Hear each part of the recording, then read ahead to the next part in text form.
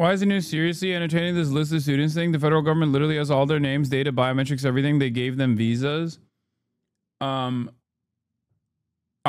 don't know what the additional interest is. Like, I think they want stuff that's private, like their GPAs and whatever they can use to justify deportation.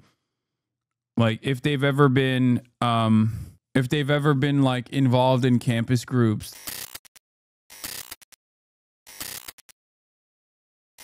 The Trump administration planning now to cancel all of the federal government's remaining contracts with Harvard University. The expected total of that would be roughly around $100 million. That's according to two senior administration officials. This directive is set to go out to agencies in a letter today, and it comes as we're also standing by for a hearing in the legal fight that's already existing between President Trump and the school. A federal judge is going to hear from both sides for the first time since temporarily blocking the administration from halting enrollment of international students at Harvard. Didn't they also direct the Department of Homeland Security to foreign visas, like student visas or something, earlier today? Amazing. Now, those foreign students, they make up more than a quarter of Harvard's enrollment. And on Monday, the president escalated his fight and demand for a list of new names of those students even further. And just last hour, we spoke with an international student who's about to graduate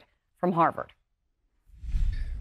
I think Trump is going to make new threats and say new things every day, but we simply have to stay focused. We're going to fight this with all means that we have, whether it's the funding, but I think especially what is hitting the hardest right now at the heart of this community, it is the threat to essentially deport all international students, because without this international student body, then Harvard is not Harvard anymore. CNN's Elena Treen is at the White House. CNN's Mark Preston also standing by. Elena, let me get to you. You tell us more about this new reporting. You're just getting in about the newest move from the Trump administration. Yeah, Kate, it's clear that Harvard has really become the symbol of the president, but also that of his top advisors. Their belief that Harvard and other liberal universities are a representation of the woke front. And we're beginning to see some of that retribution and consequences of the Trump administration's actions for what they argue are what Harvard is doing to really go against what the administration believes in. And we're seeing that today with what we're learning now. I spoke with two senior Trump administration officials who told me that they will be sending out, the Trump administration, a letter today to all federal agencies directing them to either cancel or direct federal funding for Harvard to other schools and universities and potentially trade schools. Now, of course, this is the latest turn of the wheel that we've seen the president and his administration try to use to hold Harvard accountable for, again, in their eyes, not embodying the type of principles that they believe they should. Now, I want to read for you just one statement from one of these senior Trump administration officials who gave me some insight into what they'll be doing today. They said that the General Services Administration will send a letter to federal agencies today asking them to identify any contracts with Harvard and whether they can be canceled or redirected elsewhere. Now, I'm also told, as I said, that this letter is going to go out today, but that the entirety of these contracts is roughly somewhere around $100 million. However, we've also heard the president argue that he wants to try and revoke $3 billion or so in grant money for Harvard as well. And just to run you through some of the key actions we've seen this administration take against Harvard in recent weeks. You mentioned some of them. One of them is, of course, the president said that he wants to revoke, or ban Harvard University's ability to enroll international students, something we've already seen a judge get in the way of and halt that ruling. Another one is that he said he wants the names and countries of the thousands of international students at Harvard University, suggesting essentially that these countries that are hostile to the United States should be providing some of the funding for these students to go there. He's also threatened the president to revoke Harvard. I don't understand. They're already paying out of pocket. Like, what difference does it make whether the governments are paying for their tuition? Some of the countries do have governments that pay for the tuitions. Like, what? Harvard's tax-exempt status. That was mainly over what they argued was the university not agreeing to diversity in hiring practices that the Trump administration laid out in a previous executive order. Again, all to say, we are really seeing the president put the full weight of his angst of these quote-unquote liberal woke universities on Harvard and seeing them really bear the brunt of this assault on higher education. Yeah, the question then becomes to what end? Elena, thank you so much. Great reporting, as always. Much more to come with that. Mark, at the same time, you have this hearing that Elena was talking about, the ban on enrollment of international students. There's a hearing that's happening today. Another one happening on Thursday, just as students are going to be, or this is graduation week. That's commencement day at Harvard. And the question then becomes like, what is actually going to happen here? How does this end? Well, we're not necessarily sure how it is going to end, but we do have a little bit of an idea. We saw on Friday now that there was a temporary injunction put aside against the federal government based upon them freezing the money. We'll hear that this week. We're also going to hear, what you have talked about on Thursday as well.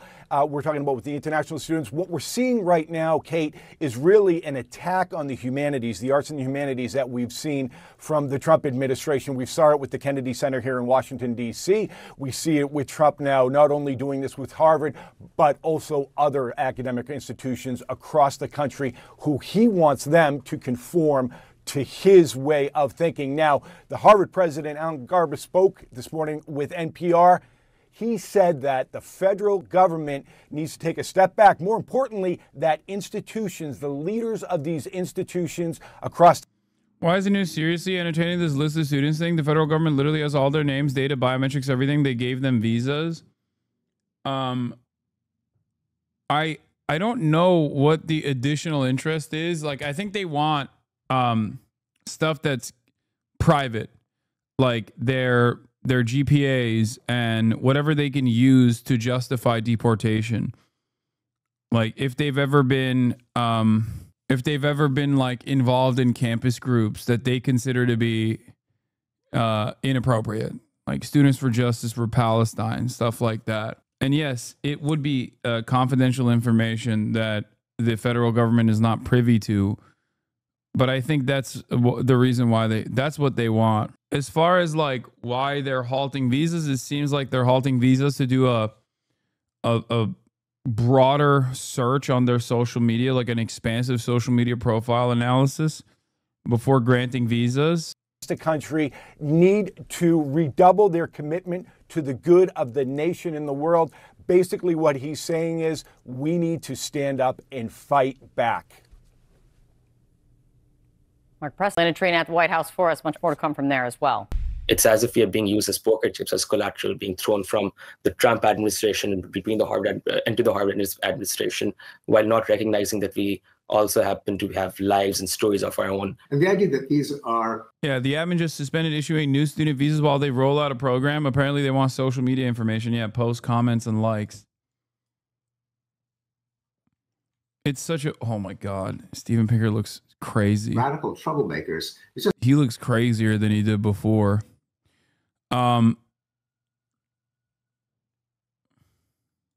Totally bonkers. These are some of our most studious students. A lot of Americans kind of take their good fortune for granted, but the foreign students feel so privileged to be here that they try to take advantage of every second that they're on our campus. And there's more. Just yesterday, President Trump leveled a new threat to pull $3 billion in grants from the university and redirect that to trade schools. Joining us right now is Leo Jardian. He's an international student from Sweden at Harvard. He's about to graduate this week from the university. Leo, thank you for being here. You have been speaking up about the moves from the Trump administration against your school. What's your reaction to this latest threat to redirect $3 billion in grants from Harvard to vocational and trade schools around the country? I think Trump is going to make new threats and say new things every day, but we simply have to stay focused. We're going to fight this with all means that we have, whether it's the funding, but I think especially what is hitting the hardest right now at the heart of this community, it is the threat to essentially deport all international students, because without this international student body, then Harvard is not Harvard anymore. And, we're continuing fighting for my friends who just went home for the summer and simply don't know if they will ever be able to come back to this place that they now call home. Graduation is Thursday. I mean, how different is this moment right now? Is it at this moment and also going to be with this really public, very serious legal fight now hanging over campus? I mean, what is the feeling? Yeah, it is very different.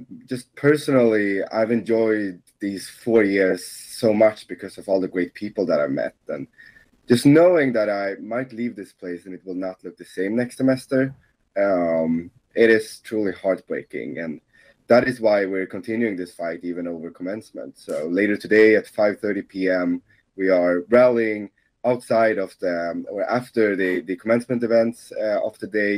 We're having international students speaking, including me. We're having Jewish students speaking up. We're expecting a lot of turnout, and we're showing that even though they did this move when most students had left campus, we can still mobilize, and we're gonna send a clear message to the White House that even though you're trying to divide us right now, we are standing united as a community. You wrote an opinion piece in the Crimson in April, and then saying that students and faculty need to stand up and speak up against this. And at that time, you wrote, "At this moment, we need Harvard to be a leader on behalf of all of us who feel threatened. It is time for Harvard to both stand up for its international students and for the ideals of academic freedom and democracy it claims to represent." Do you think the school has been a leader on your behalf? What happened to the rocket? It went boom, boom. That's what happened to the rocket. Dude, isn't Harvard older than America? Am I crazy? Isn't that one of the schools? Like, I know Rutgers is literally older than the United States of America. How are you going to get cucked by Donald Trump of all people, That's crazy. Founded in 1636. Okay, I'm getting conflicting reports here. Yeah, so I wrote that up at about a week before Alan Garber's statement, where he said, "We will not surrender our independence." And I think that all of campus right now are really proud of Alan Garber, but we're expecting him to continue on that strategy because there are going to be many opportunities for Harvard to give in on some of the demands. But if there's one thing we know about Trump by now, it's that he's a pretty shitty poker player. If we start to give in on something, then he's going to send a new letter of demands the next week. And we simply have to hold the line, even though it truly... It's so funny that this kid that is going to Harvard has a better grasp of the situation than like most of the administrators of Harvard. Feels like, and it is so much at stake, whether it's the billions of dollars in research funding or, the future of thousands of students. We have no option but to continue fighting because giving in cannot be an option.